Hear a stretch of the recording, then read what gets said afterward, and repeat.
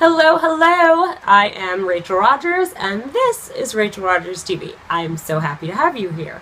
Today we're going to talk about a question that I get all the time from clients and viewers alike. And the question is, how do I know if my new hire is an independent contractor or an employee? Not only is this a common question among my clients, but it's also something that has been in the news a lot recently. Many of you have probably heard about the recent Uber case in California, where the California Labor Commission found that all of Uber's drivers in California were actually employees, not contractors. So there are some big fines that come with that, and then of course it's going to completely destroy Uber's business model in California. They did appeal. But this is an issue that is important to big companies as well as small businesses. So we're going to break down how to analyze whether your workers are contractors or employees. There are three main criteria that the IRS looks at to determine whether a worker is a contractor or an employee. Those three areas are behavioral control, financial control, and the nature of relationship. Let's look at all three. Behavioral control. This is whether the business has a right to direct and control the way in which the work is being done. So as the supervisor for your worker, are you telling them exactly what to do with very specific instructions? Are you determining when they come in and when they leave each day? Do you determine the deliverable dates and the nature of the work itself and how you want it conducted? The more control that you have as an employer, the more likely that you have an employee on your hands and not a contractor. Next is financial control. Here, the IRS is going to look at whether the business has a right to direct and control the costs associated with the worker's job or tasks.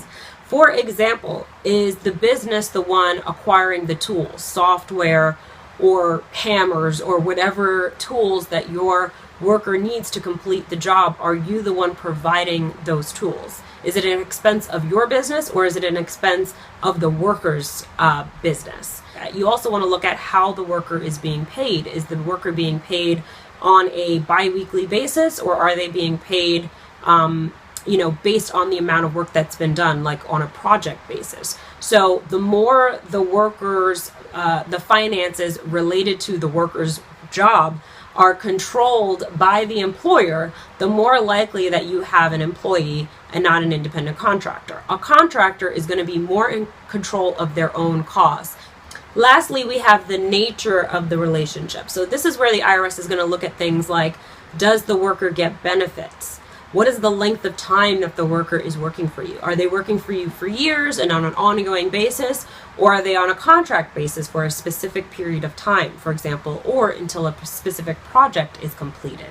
Most importantly, is the worker doing a job that is essential to your business? That means that, for example, if I'm running a law firm and I have other attorneys working for me, most likely they are going to be considered essential to my business because they are delivering the legal services, which is what the business does. So I know that looking at all of those factors, this can be pretty confusing. So let's look at two examples. So the first example is of a business coach. If you hire a business coach to work with you in your business, let's look at what that relationship would look like. Most likely it's a scenario where there's a 6-month period or a certain length of time that you're working with the person. It's on a one-on-one basis. The coach sets the time and the place for where the coaching happens. She also determines when payment is accepted and pays all of her own expenses. So to me, that's a relationship that the coach has both behavioral and financial control. And so most likely your relationship with a business coach is a contractor relationship. Let's look at another common relationship. Let's say you are hiring a virtual assistant. She may be helping you with your administrative stuff and then also with your marketing.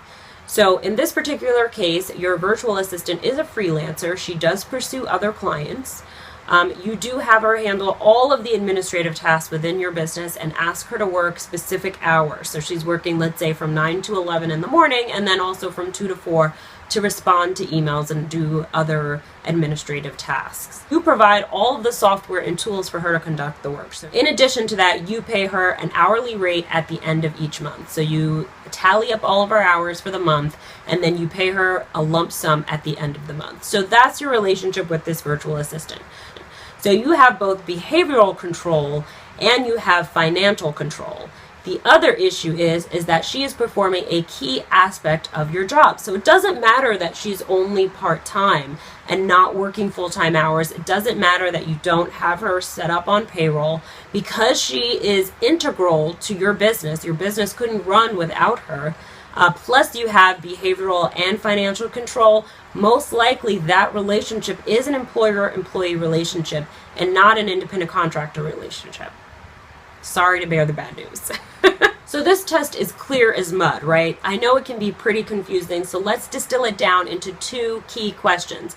Number 1, is this person essential to the operation of your business? Can your business not run without this particular worker? Number 2, are you in control of the how, the when, the where? Do you have behavioral and financial control over the worker? If the answer to both of those questions is yes, then most likely you have an employee and not an independent contractor on your hands. So these are the types of nuanced legal questions that come up all the time for business owners, right? They're not clear cut, but they are common, and they're dealing with important issues that you really do have to understand and figure out in order to run a successful business. That's why we have developed a subscription-based program called Polish that's launching on July 15th. And that's going to be a program where you can just ask questions of my team of attorneys, including myself, whenever you have them, over email, over the phone, and there will also be monthly webinars that will tackle business and legal topics. Use the link below to express your interest in Polished, and we'll let you know about the special introductory rate that will only be available before we officially launch. So that's all I have for you today, folks. Thanks so much for watching, and I'll see you next time. Bye-bye.